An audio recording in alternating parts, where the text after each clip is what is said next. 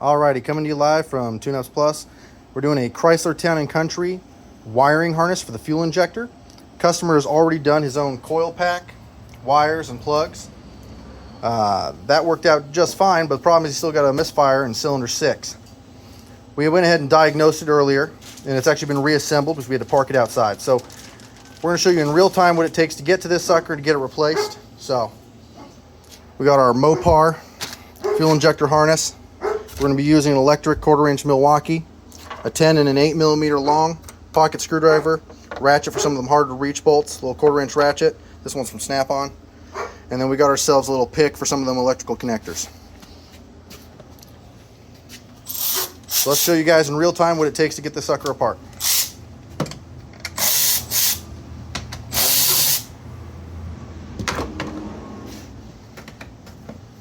Alright, disconnecting one of the vacuum hoses goes to the valve cover to the air box.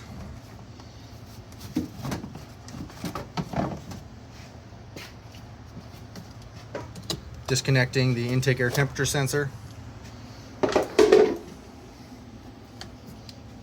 Removing the snorkel. Unplugging the throttle body.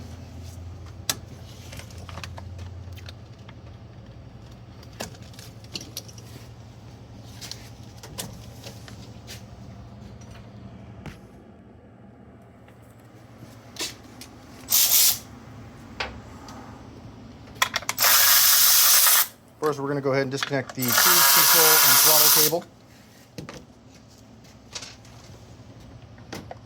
Just go ahead and lean that sucker up and just slide out the cables. Disconnect the mount, lay it off to the side.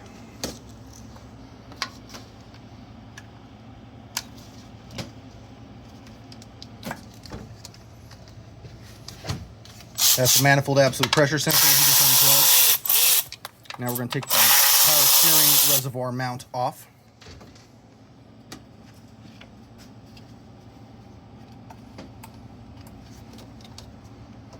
Before we get too far on those vacuum hoses, might always be a good idea to go ahead and disconnect your battery. So why don't we go ahead and do that real quick.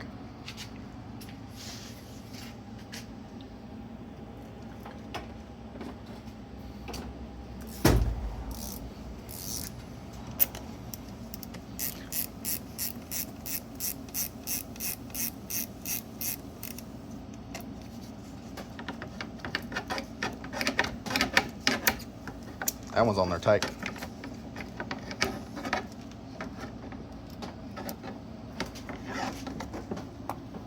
Looks like we should do some acid cleanup anyway.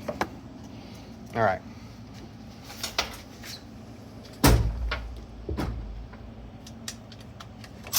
All right.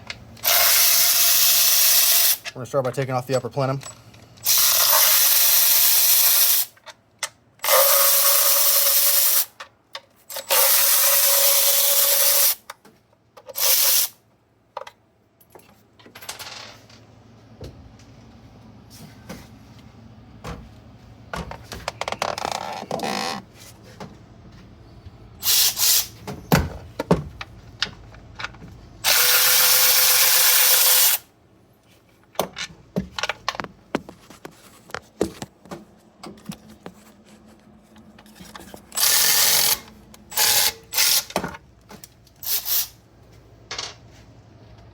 This is where that 1/4-inch ratchet might come in handy, or a wobbly socket if you've got one, just because it's at a bit of a tight spot in there with the upper cowling down. So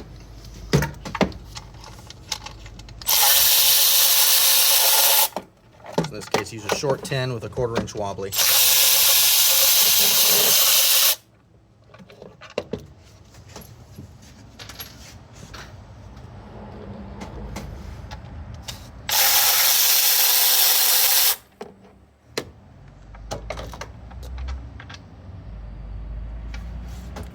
One mismatching bolt.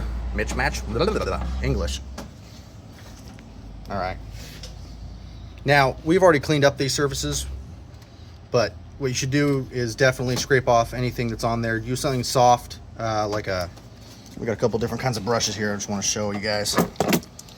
These work really well. You just lightly go over the top of it to smooth out the surface. before you place the new gasket on it. You don't need to be using something super rough like these sanding discs or these, I don't even know what to call them, like Brillo pads.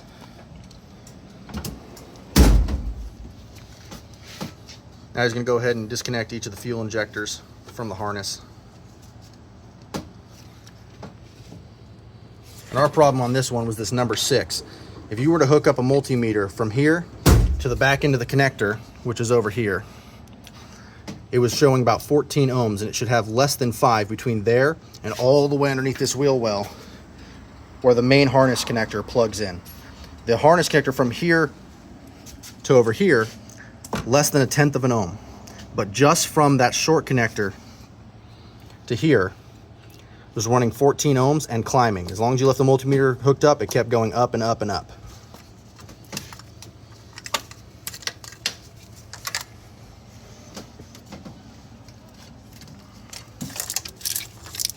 So there's the plug connector where our problem is.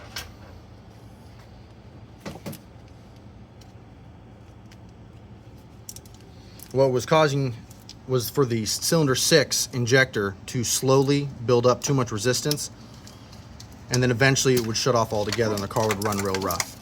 And this could have been the problem the whole time, but the customer wasn't sure, so he had done his own spark plugs, wires, and coil pack, and the problem was still persistent. That's when he came to us to have us diagnose it and find out what was going wrong.